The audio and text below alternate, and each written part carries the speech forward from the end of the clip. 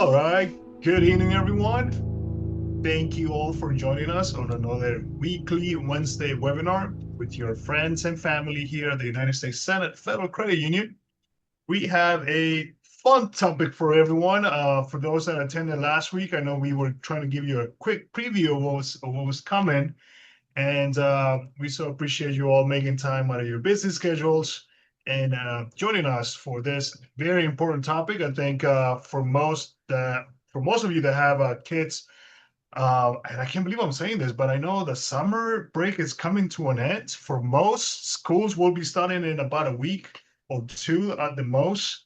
And I'm including myself because I have a first grader ready to go back to school, and I'm sure she's excited. But with that being said, I'm also very excited about this particular topic today because everybody wants to know how can you get your kids through college. So that's the presentation that we have for you all today: paying for college, understanding all of your options. And then one thing I would also like to say is that it is never too early to start planning for your kids' future education. Um, as always, we would like to invite everyone to please participate during this presentation. We like to have everyone interact during the presentation. And as always, it is our commitment that if you have any questions, we will answer those live at the end of the presentation. And if we don't have an answer for you, we will do our best to try to get it over to you within the next 24 hours. So feel free to use the chat feature or the Q&A, and a lovely teammate from the panelist team will be reading those questions at the end. And with that being said, it is 6:02, and I'm going to hand it over to my right hand, Ms. Kim Fridley, who is with the membership development team with the official introduction. So Ms. Fridley, take it away. Thank you so much, Milton, and welcome everyone to this week's Wednesday night webinar. We are so honored to have you with us. We are going to learn all about paying for college and what it takes to get your child, yourself through those very important years of higher education. So I'm going to introduce everybody really quickly. We definitely have a very special guest with us tonight. I'll save her for last, but Milton has already introduced himself. I'm going to introduce Andrea Londono. I love saying that name. Andrea is on our marketing team, and she is absolutely amazing. Carrie, everybody knows our sweet Carrie Lazar. She is the manager of communications in our marketing department. She is a big wheel here at the credit union, and she is responsible for all of these wonderful graphics that you see in front of you. So big shout out to Carrie and Andrea and Milton. And last but most certainly not least, we have Suzanne Forcier, another name I love to say, here with us. She is the director, you guys, of strategic partnerships with StudentChoice. So StudentChoice is who we trust to service our members with higher education expenses. So I am going to hand it over to Suzanne. And again, Suzanne, thank you so much for taking time out of your week, your evening, and helping us and our members to understand more about paying for college. Well, thank you very much, Kim. I really appreciate that. I love spending time with the United States Senate Federal Credit Union. I am going to turn off my video so that I don't distract myself. And we will hop right into this. Paying for college and understanding your options. This year has been a very interesting year for higher education financing. So we'll talk a little bit more about that in a few minutes. But I wanted to get the ball rolling with how do you get financial aid? What is an award letter? Well, how should you be looking at the award letter? Where is that free money, the grants and the scholarships? And then we're going to be talking about the federal direct loans that have been going through a lot of changes recently. And then once we get through that, we'll talk about the gap funding, what your options look like to include private student loans that your credit union offers you, specifically United States Senate Federal Credit Union. And then at the end of this, like Milton said, we will be taking questions. I'll be happy to stay on as long as you have questions. I'll be here for you. So your credit union believes the approach to financial aid should be in three steps. The first, you should exhaust all of your free money, which are grants and scholarships. The second would be what we call the cheap money, the federal direct loans made directly to the student. And then how do you fund for that gap? Because there's going to be a price tag left over after you get those federal direct loans. So do you tap into your 529 plans? If you own a home, do you tap into a home equity for that? We're going to talk a little bit about tuition payment plans. What are those federal plus loans for parents? And then ultimately, at the end, we're going to talk a little bit about private student loans. So as you can see, there's a lot of different ways that you can go. And after this, we will be giving you resources. To so that you can help navigate these financial waters, so to speak. And also your best resource is your credit union, especially if they have some kind of financial wellness department. They can guide you, especially if you're looking into a home equity as opposed to a private student loan. So a lot of options going forward. So let's talk a little bit about where it starts. I know that we're a little bit behind the eight ball because most parents, if you are our parents on here with students going into college for the first time, you have already completed a FAFSA form. So what this is that it has to be completed every year that your student is going to school, higher ed financing, for higher ed financing purposes. And it opens up the door for scholarship and grants, federal work study programs, which we'll talk about again, all of those loans that we talked about on the previous slide. But it's also very important that you always go to the proper website because you don't want to end up on a website that's going to charge you money because this is the free application for federal student aid. You never have to pay for this. It usually becomes available October 1st for the next academic year. And I would suggest that you fill this out as soon as you can. You know, federal aid is first come, first serve in this country. So the quicker you do it, the better off you are. And I always recommend that you do it online and don't fill out a paper application because the online version of it is pretty quick to get through. There's automated uploads of your 1040s or tax returns.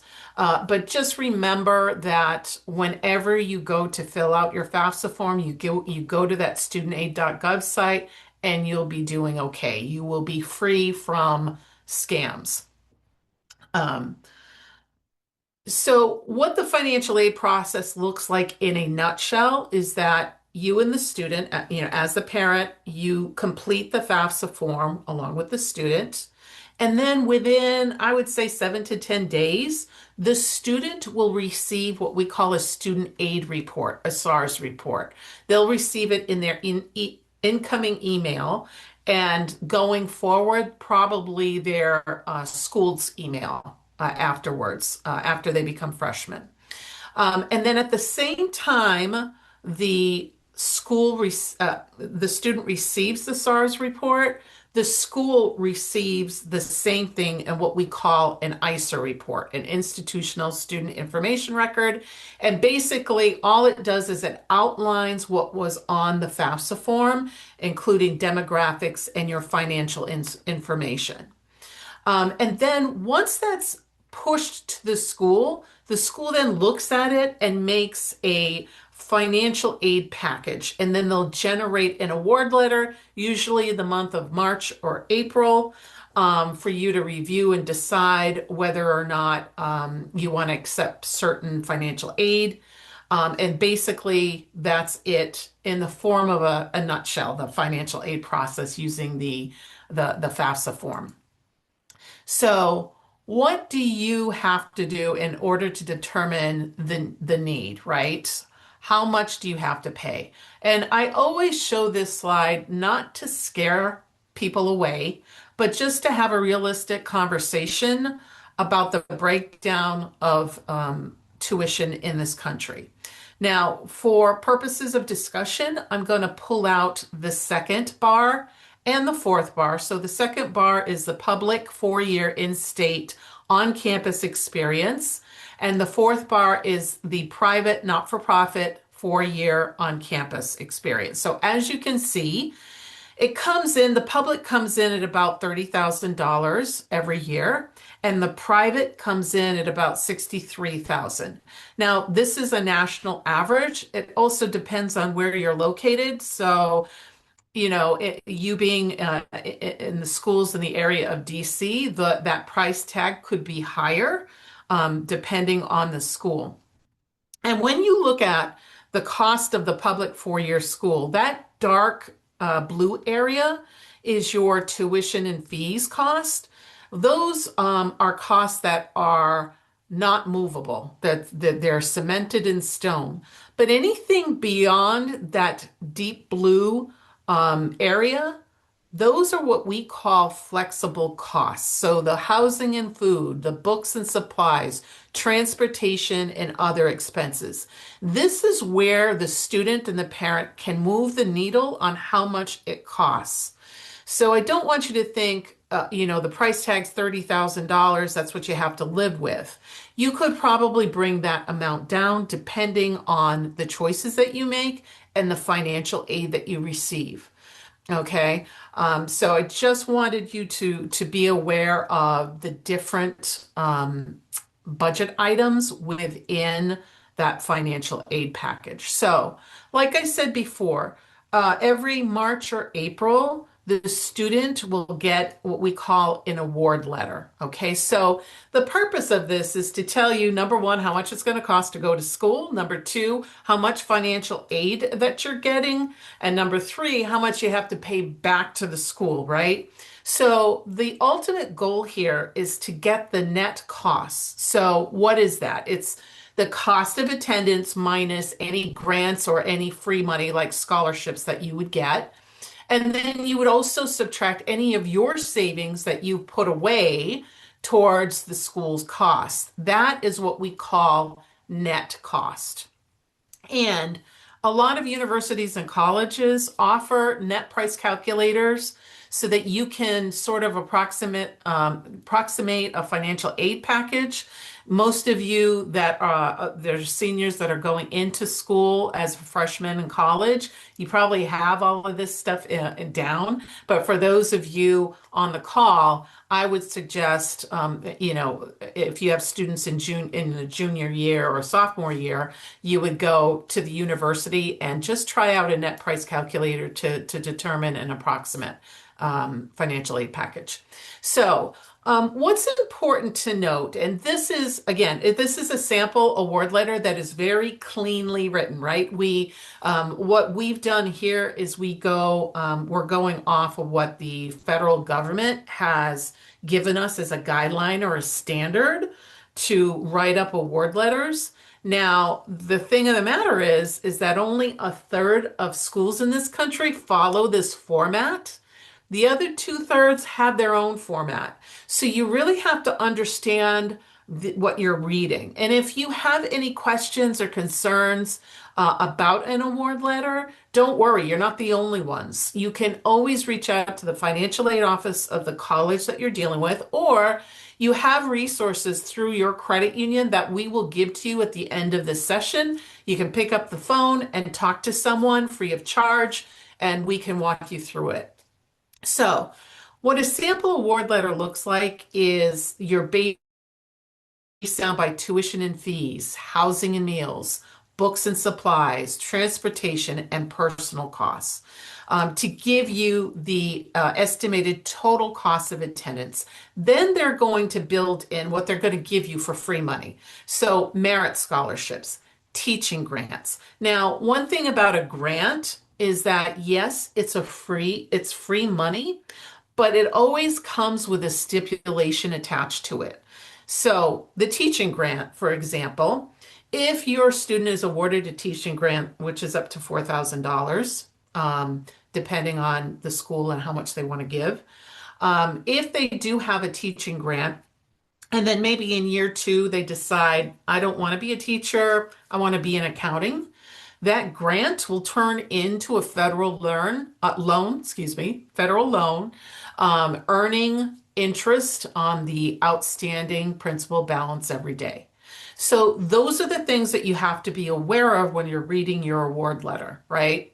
So they take all of this free money off of the estimated total cost of attendance, and then they're going to give you availability to federal loans, whether it's the direct loan, and we'll talk about that in a minute.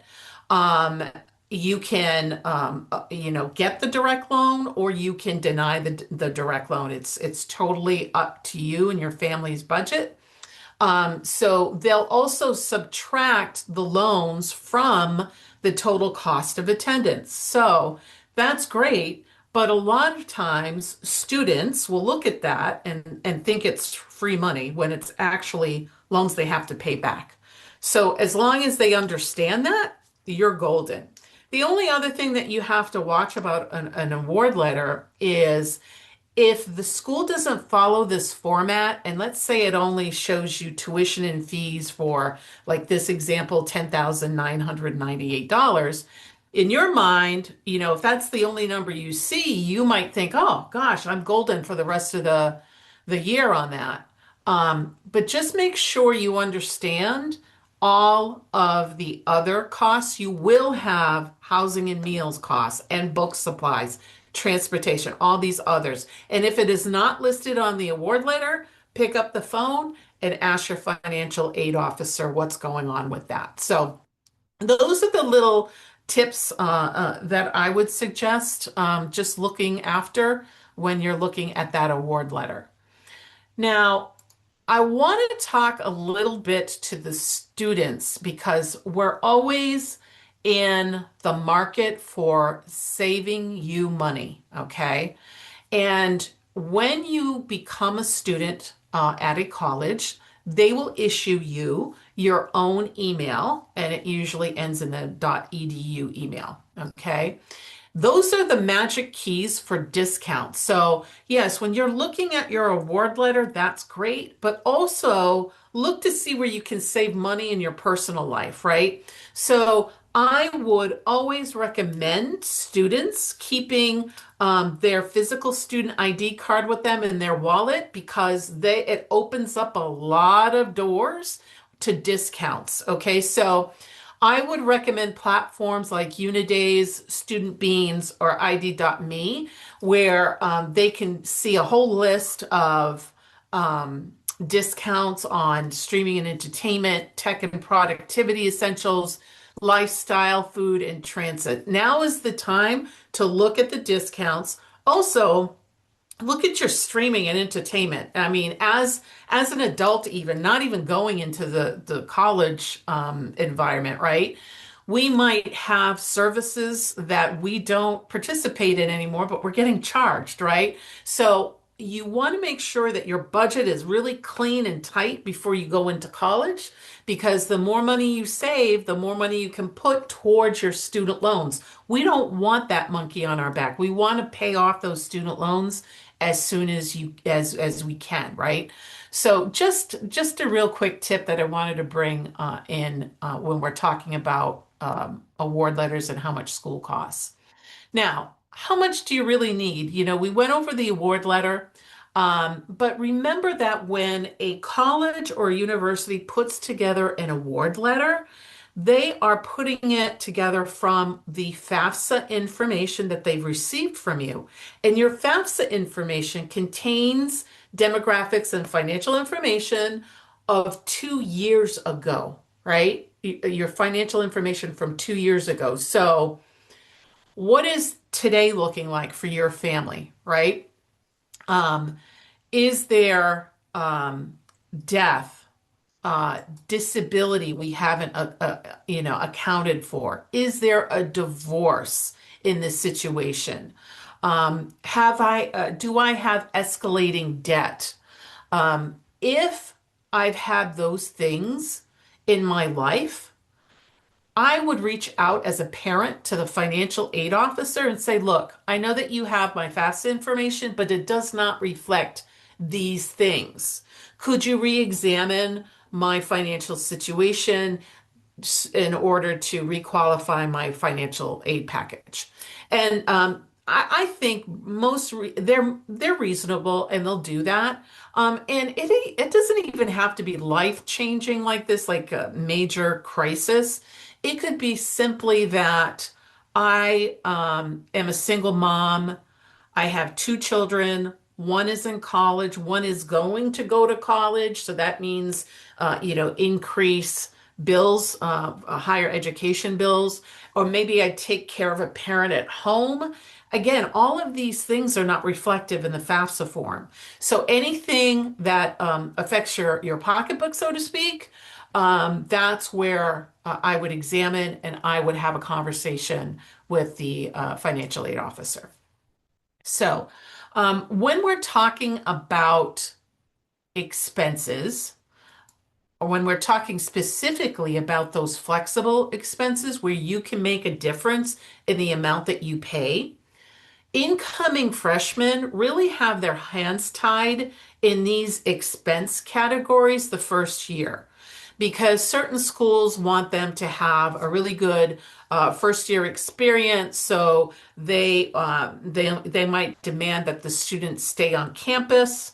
Most of them do the first year.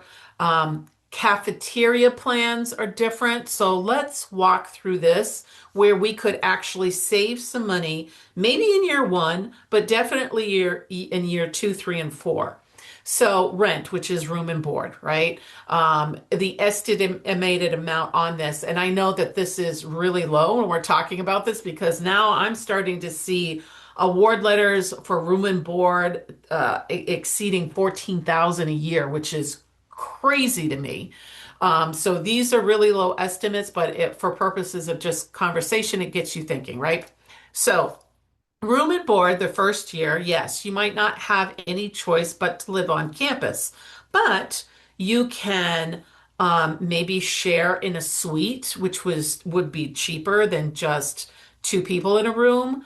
In the second, third, and fourth year, you can either live off campus, you can be an RA for the dorm that you're living in and have those costs reduced or wiped away.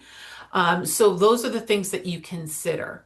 Now, food, those cafeteria plans, I never understood it. Though that first year, most schools demand the best cafeteria plan, like the Cadillac of plans, cafeteria plan A. It could feed almost two people, two and a half people, right? When my daughters went to school, they didn't use most of their food expenses, right? Because they just didn't eat as much as I would say some of the boys on the football team or whatever have you, right? So how can you save in that first year? Well, some schools allow you to sell those food credits to students or sell it back to the school to take money off of your loan amounts with them. So that's something to consider. But in year two, three, and four, you can get your cafeteria plan B, C, and D, D being rice, beans, ramen noodles, whatever. And so those are the things that you can think of. Now, books, they can be a very high expense as well. Now, average new book, depending on the major, go anywhere between $250 and $350 a book, brand new. I would suggest you, number one, if you can, buy used books, but always get the blessing of your your professor, to make sure it's okay. Depending on the major, they might want you to have the latest and greatest.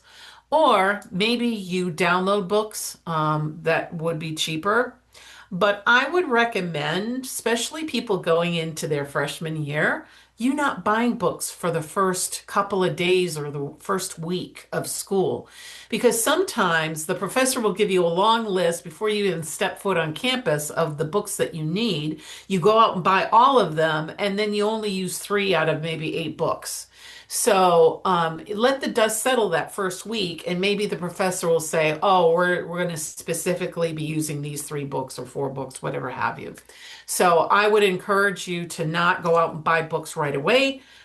But your student does have to follow up with the professor. Um, Another expense that really you can't move the needle on is transportation. If you need transportation to get to school, it is what it is. You could buy a bus pass, maybe that's cheaper, or drive to class on a bicycle. But the personal expenses is where some people get tripped up. And I caution people living off of campus with this personal expense because what happens is you have, as a student, you get all of these loans to pay your tuition. And let's say you live off campus, and a portion of that is your rent to an apartment complex or whatever have you, and that goes into your account, right? And sometimes you don't need to spend all of that money, so you use that money on other things. Well, let's say I have, you know, $1,000 this month for room and board. I only need $850. The rest goes into my account. Great. I take my debit card, I go to the local Starbucks, I put a $7 cup of fancy coffee on there, $7 or $8 now. What they don't realize is that that loan funded their cup of coffee for 10, 15, 20, 25 years. Instead of putting that back on the loan to pay down the loan, they're using it for personal expenses. So I would just caution students about, okay, where did this money come from? Yes, it's in my account, but where did it come from, right? Did it come from a loan? Did it come from my own personal savings account as a student? Maybe I saved up all summer long for personal expenses and I don't care, So just caution your students about those personal expenses because and the source of those funds, just as a um, just something to watch out for. Now, the free money, right? Where do you find the free money? Well, there's two ways. The first is filling out that FAFSA form, and then the school takes that money, not, excuse me, that form, and it provides a financial aid package. But then you can get scholarships without the FAFSA form, what I call like maybe, I don't know, for lack of better words, a private scholarship, right? So those scholarships come in the form of like civil groups or religious affiliations or your mom and dad's employer or your employer as a student, right? Now, when should you start looking for scholarships? Start the summer ending your junior year and don't stop until you've graduated college. That's my mantra, and that's what I've coached my own daughters to do. And one of my nephew's sons that is actually going to college right now. So a lot of times parents ask me, well, how much time and effort should the student put into this? I say treat it like a part-time job. Okay. 1.5 hours, 2 hours every week in the summer months, I don't think is much to ask for free money. And those scholarships, you can win those based on either your need or your merit or for very weird reasons. Like there are some scholarships out there, you just have to search for them, that will give scholarships out to people that write left-handed. Or, you have purple hair, crazy reasons. There's so much money out there. You just need to know where to look and how to find it. And award amounts obviously can vary, right? So you can get a lump sum amount, or You could get one every year depending on how the scholarship is structured, right? So just keep that in mind. There are, a multitude of ways to get scholarships. And, I think I always take time out to talk to students about making this their part-time job, and how to do it. And probably one of the easiest ways to start is going by these sites, right? We have good websites here. And by the way, this presentation will be made available to you on your credit union's website, I believe, but they'll correct me if I'm wrong at the end of this session, but I'm pretty sure that's what she said earlier. So the resources for scholarships that you can count on is FastWeb, ThinAid, College Board. You're probably very familiar with that, and Raise Me. So I would look into those for URLs just to start off with, and you'll get a lot of good information. The other way to search for scholarships would be, the old-fashioned way, Google, right? I can't believe I'm saying old-fashioned and Google in the same sentence, but whatever. I would encourage you to search by your county. And I live in the Stratford County in New Hampshire, so I typed in Stratford. Then I added the word foundation and scholarship, and this is what I get back. Or you could search by your school major. So I'm going to be a teacher.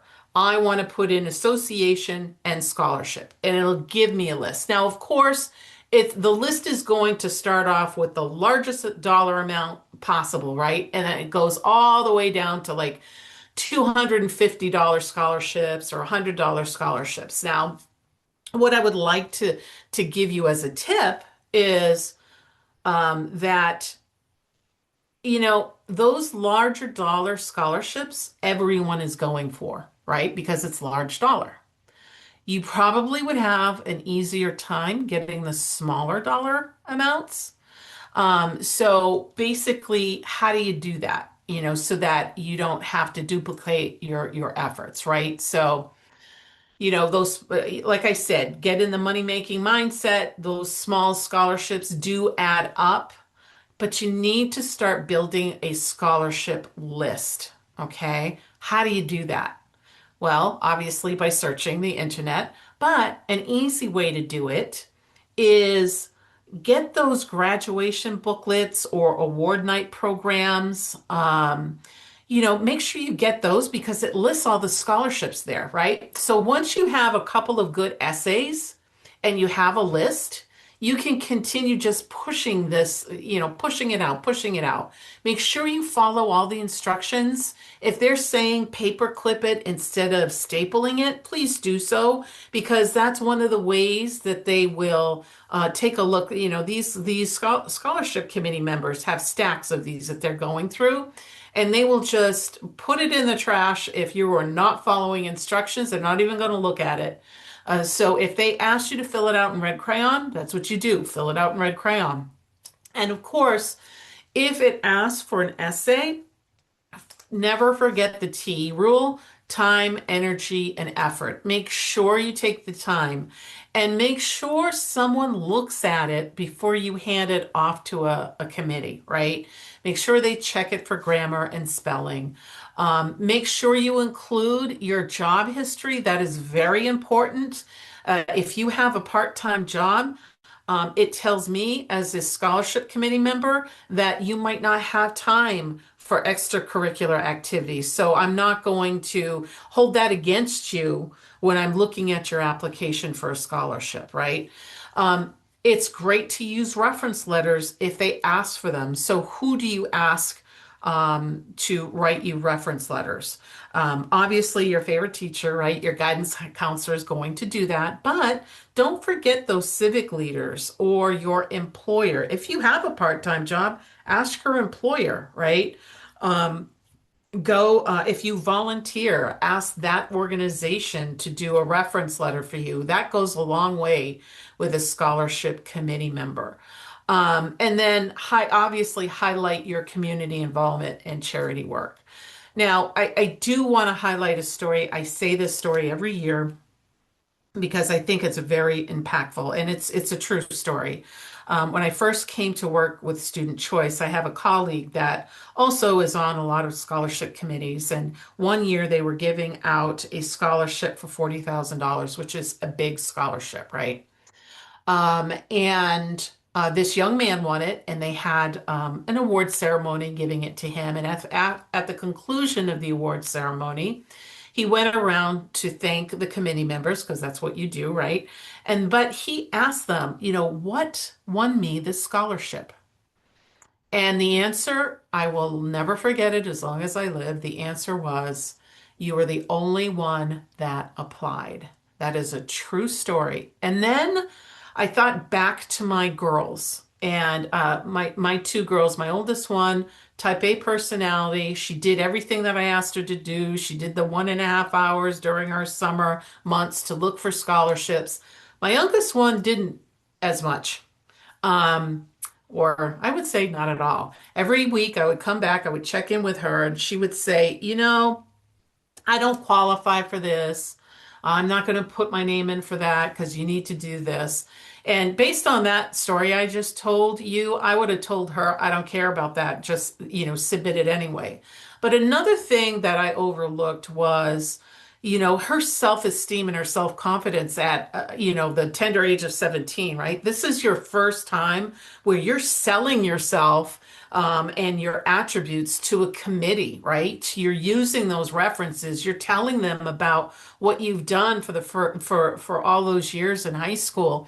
And some students aren't comfortable with that. So that's where, if I had to go back in time and fix a few things, that's what I would have addressed it a little bit differently with my youngest daughter than I would have with my oldest. So just things to think about. So, scholarship tips, just be aware of those scholarships that involve luck, such as drawings, sweepstakes, very easy to complete and no essay, right? Because those entities are probably going to ask for some money. I know of a company that says, give me $250 and we guarantee that you're going to get a scholarship. But what they don't tell you is that the scholarship's for $50 or $100. So just be aware of that. But those worthwhile scholarships usually have the criteria of having a competitive element against them, right? It requires effort. It has multiple sections. So those are just the things that I like to think about when just advising someone for scholarships. And then, you know, don't stop applying. Keep on keeping on, right? Don't rest on, oh, this is the summer months and I just don't feel like it. And of course, be aware of deadlines. Once a deadline has passed, you can't get that back. So that's basically what I wanted to share with you on those private scholarships. Those scholarships through the FAFSA form, again, all scholarships don't have to be repaid. The grants might have some obligations, right? The one other thing that I might caution parents or students on is if you do get like a private scholarship, depending on the financial aid office that you're dealing with, how do they treat those private scholarships? My oldest daughter, when she did her search of scholarships, she got about $5,000 her first year. And she told the financial aid officer that's what she got, and they took away 5,000 from her financial aid package that they were going to give her. So that was a long time ago. And colleges and universities are very competitive now. And maybe that doesn't happen anymore, but it's something to be aware of. So I would say if your student does have private scholarships, just ask the school how they treat those scholarships towards the financial aid package. And then these are the federal grants that I've sort of talked about the teaching grant. There is a federal Pell Grant awarded through the school, ultimately through the Department of Education and the Federal Supplemental Educational Opportunity Grant. So I always say to students, bookmark studentaid.gov. It's everything federal that you need to know, whether it's student loans or grants, anything or FAFSA information, you could go there and get your answers. Now, federal work study, I do have to talk a little bit about this before I go into student loans. So, for federal work study is as simple as the sign up is as simple as on the FAFSA form, they ask you if you want to participate, yes or no. Again, this is first come, first serve, and it gives the student a part-time job for their expenses. Now, my youngest daughter had federal work study, which was great. But in the month of September, I received a phone call and she's like, Mom, I can't do my federal work study program and maintain the grades that I want. She was planning on going to medical school. So her grades were really important. So I said, great, that's wonderful. But how are you going to, supplement your expenses? So we came up with a plan. She had to do extra work during the summer months or at her part-time job, extra hours, and then we were all cool, right? Um, but just remember that if you have federal work study on your award letter, it could show like $1,500 or $2,500. That's a deduction off of your costs of attendance. So if that work study goes away, you're going to have to come up with, some money for that expense. So just keep that in mind. Now, what are the federal student loan options? First of all, every student, in order to qualify for a federal loan, has to fill out the FAFSA form every year. Okay. And um, the school will, through the Department of Education, will issue what we call the federal direct loan. And this is made only to the student. The parent is not on this loan. Okay. So the student has to be it has to be a US citizen or an eligible non-citizen with a valid Social Security number. They have to have a high school diploma, a GED, or complete the homeschooling pass approved ability to benefit test. They have to be enrolled in a eligible program as a regular student seeking a degree or certificate, and they have to be making satisfactory academic progress, which we call in the industry SAP. So every school has a different level of SAP. And the reason why this is important is if your student falls below the SAP line, they could withdraw the offer of those federal direct loans. Now, one thing to note, some exciting changes for the federal direct loan starting this year. There is an interest rate reduction now that goes from 0.25% to 1%. The reduction is available for borrowers with this direct loan dispersed on or after July 1st through June 30th of 2028. So this is only temporary. They're increasing the interest rate reduction again from 0.25% to a full percent through the end of 2028. So that's something good to know. And it's a bonus. Yay. Go Department of Education. So the federal direct loan, there are two types of loans. There's the subsidized and the unsubsidized. So the subsidized is awarded to students that have a financial need. So basically, the government pays the interest while the student is in school. The interest rate is fixed, and right now it's at 6.52%, and there is a loan fee of 1.057% that comes right out of your pocket, that loan fee. The unsubsidized federal direct loan, everyone is eligible for. and it's not needs-based. So what this means is that the student is responsible for interest, and payments can be deferred until after graduation.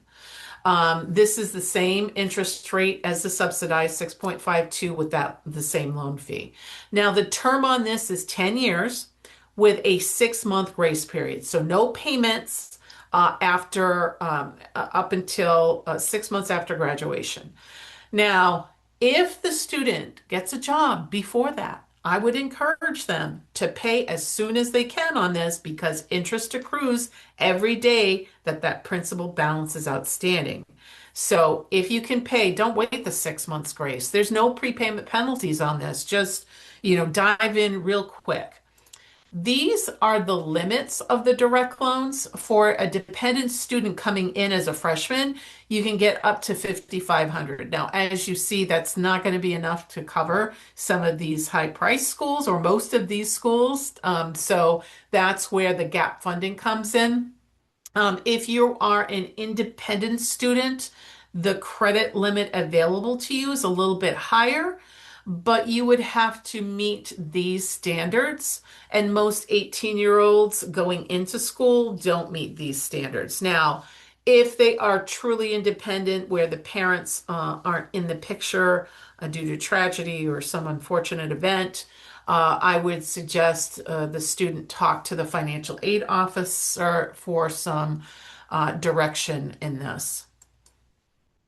Now, gap funding. Let's talk a little bit about funding or filling that gap, right? So earlier, I talked about the 529 plans. Unfortunately, I can't answer anything specific to you on that because every family's budget's different, every plan of action, a lot of times parents want to know, do I use all of it up front for the first year or do I divide it over 4 years? How do I do that? That's where you really need some consulting, financial consulting. So again, go to your credit union, or if your credit union doesn't offer financial planning like this, you can always go to outside financial counselor. I have people sometimes ask me about dipping into their retirement accounts. This is my personal preference. I would never do it. My earning potential as a parent is a lot less than my students' earning potential at this point in my life. So I wouldn't recommend that. But again, that's a personal choice. Again, home equity loans, we talked a little bit about that. Tuition payment plans.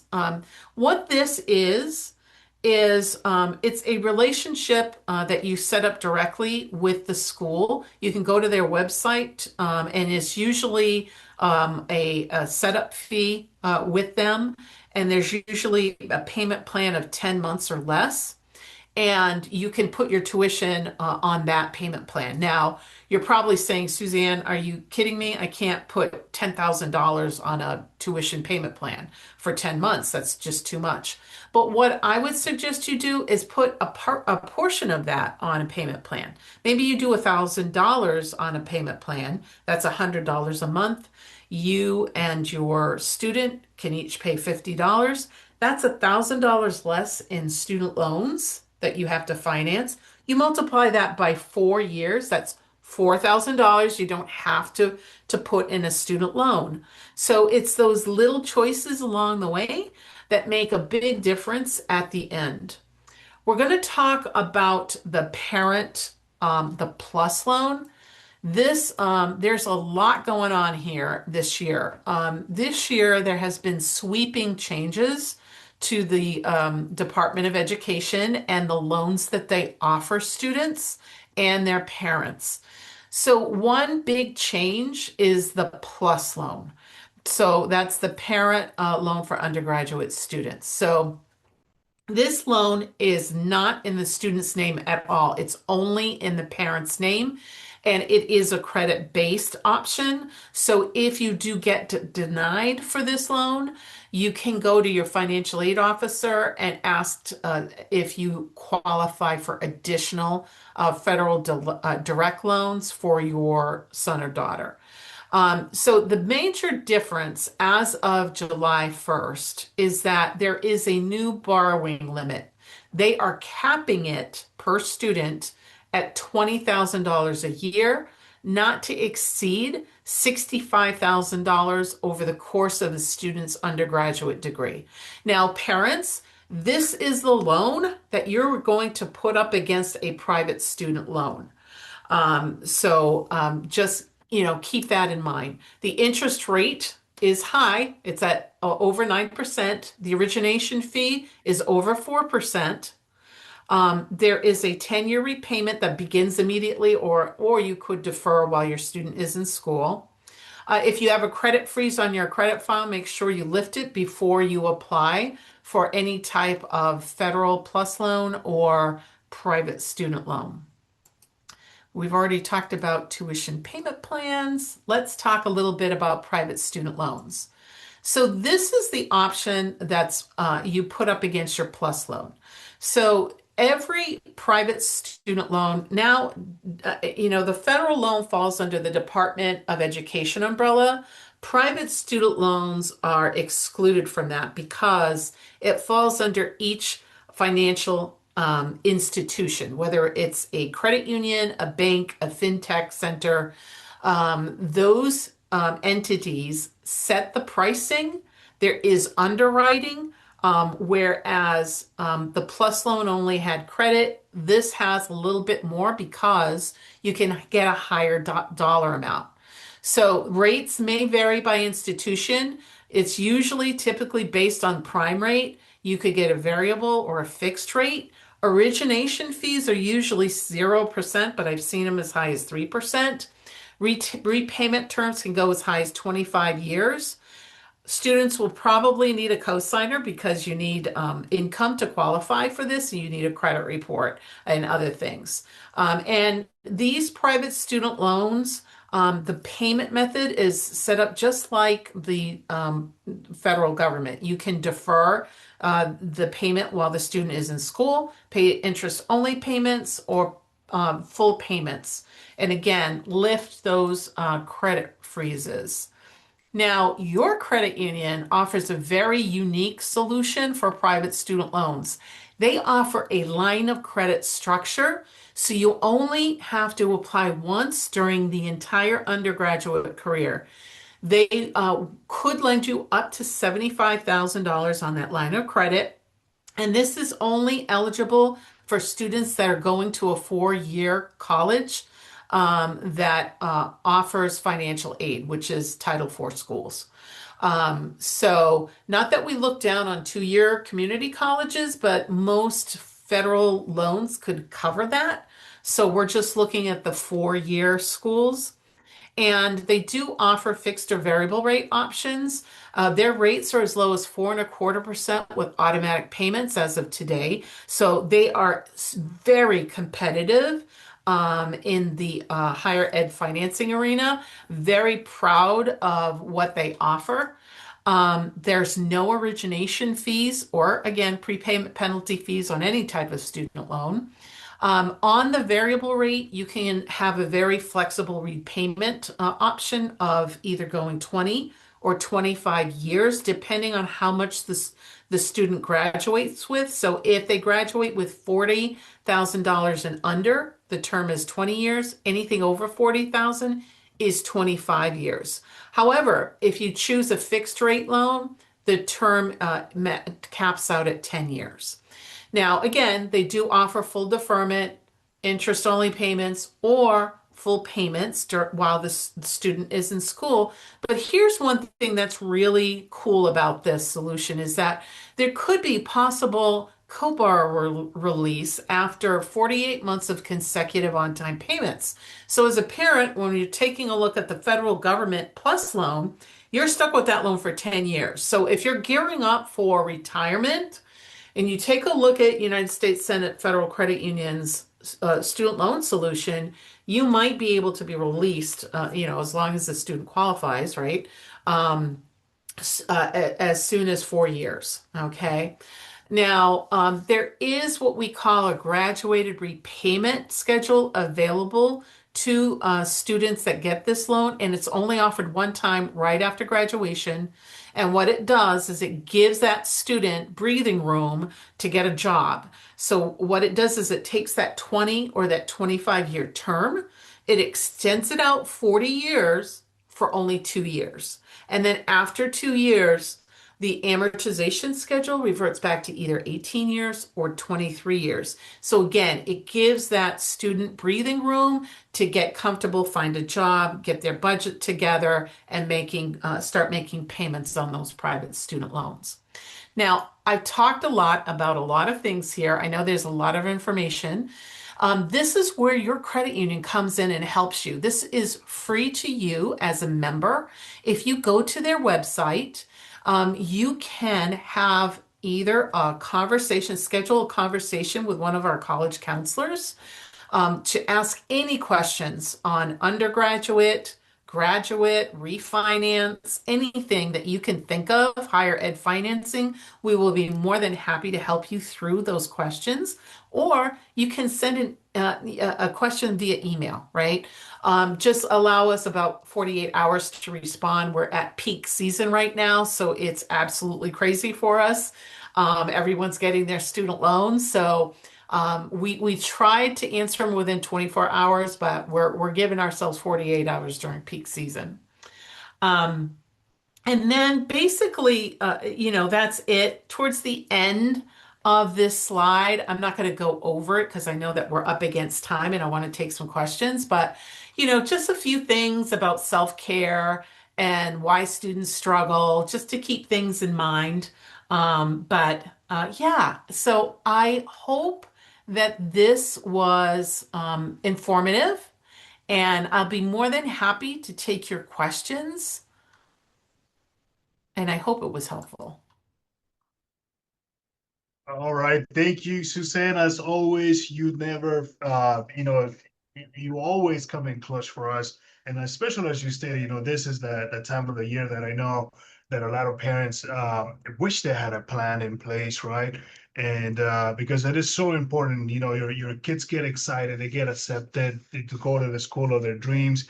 But the reality is the finances, is the money ready to go? It's like, how are they going to be able to pay for all of that? And that's what you just shared here with us. I know one of the questions I was asked at the beginning was whether or not this presentation was going to be recorded, and the answer to that is yes. But I don't want to steal the thunder from Miss Andrea Londona. So I do know there are some questions that came through the Q&A, and I'm not sure on the chat. But Andrea, take it away. Yes, thank you so much. It was such a great presentation. I've learned a lot. And the first question is, it seems like private scholarships would be a good thing. Are there scenarios where they're not? You mentioned talking with the aid office about them and how they might impact your package. Yeah, that's the only thing that I can think of that is negative about it. It depends on the school, right? But I think that if a school does say, yeah, your student got $5,000, we're going to take it off the other end, the financial aid package, then you have an opportunity to, in a nice way say, oh, okay, well, we're going to look at this other school as well. Just let them know that you're looking in a very nice way because you don't want to seem kind of catty about it. And usually the financial aid officer might say, okay, let's put a pin in this and let's talk about it. Now, another thing that I didn't mention about private scholarships, excuse me, about financial aid packages from schools is that the award letter is never written in stone, right? So make sure you ask for more money after, I would say, mid-June to the end of June, even into July, because what happens is a lot of schools set their student roster May 1st. You have to make a decision May 1st, and all the award, packages have already gone out. And maybe only 200 out of 500 packages come back. So that school's sitting on some really good money, right? The students haven't taken advantage of. So again, asking nicely, is there anything else you can do for me before we continue on to pay this? I would always ask. It's never written in stone. Thank you so much. You're And our next welcome. question is, does each draw keep the same interest rate or is a new rate assigned when funds are requested? Well, it depends on the loan.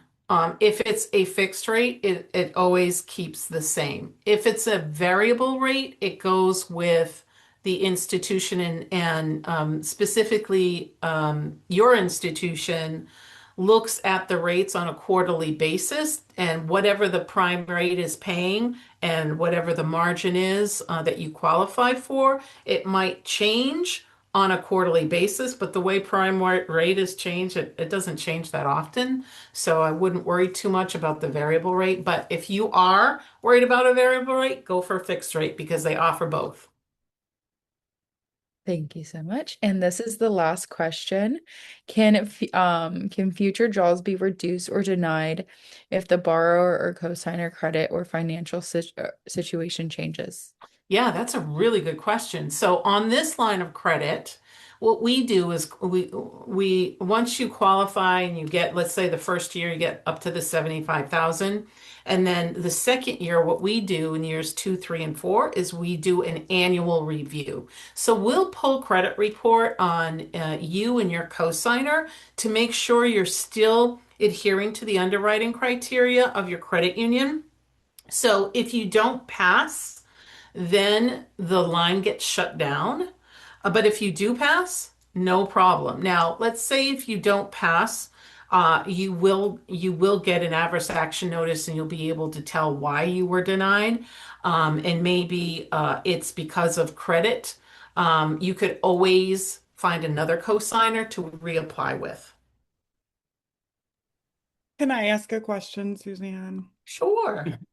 So my son, he graduated last spring. He didn't go to school just like I expected, but he has his first job. That was the last week, so he might change his mind. I'm hoping that he goes in the fall, of 2027, but did he mess up his chances for financial aid a lot? Is there still going to be some for him if he's not Um, Going into school next year after because taking a whole year off? Yes. oh, no, no, no, no, no. Not at all. Not at all. Yeah, no. I don't think so. I think what they do go by is, financial need or merit or whatever. They don't look to see you took, a year off, 3 years off. My daughter took 3 years off before she went into med school, and she still got some scholarships. So, Okay. yeah. Thank you. I can Yeah. sleep tonight. Thank you. You can sleep tonight. Awesome. Well, thank you so much, Suzanne. As always, we truly love your expertise. And again, if anyone has any questions, we encourage you to give us a call. 800-374-2758 is a number for you to reach out. And if you hear a dog barking, that's Nico. That's my German Shepherd. As always, he gets excited. And definitely, I forgot to give a special shout out. I see one of our very own is it's on the attended list. Miss Aisha Nian, thank you so much for being with us this evening. We truly appreciate you. But I'll be remiss if I forget to invite everyone to come and see us again next week, next Wednesday at 6 p.m. as we're going to talk about the psychology of spending, why we buy, and how to change our spending habits. So we hope to see you all back again next week. But with that being said, Miss Freely, bring us home tonight if you don't mind. Absolutely, Milton. Thank you, guys. Suzanne, awesome, awesome webinar. We just want to say thank you for joining us this evening. We truly hope that this webinar has given you, valuable insights to help you confidently plan for college borrowing. And just remember, um, borrowing wisely today can make a big difference tomorrow. So we are here for you. Thank you for, we always say this, thank you for choosing us as your trusted financial partner. Everyone here at the credit union wishes you and your family all the best on your college journey. So don't forget next week, come back, and we truly value and appreciate each one of you. Thank you, everyone.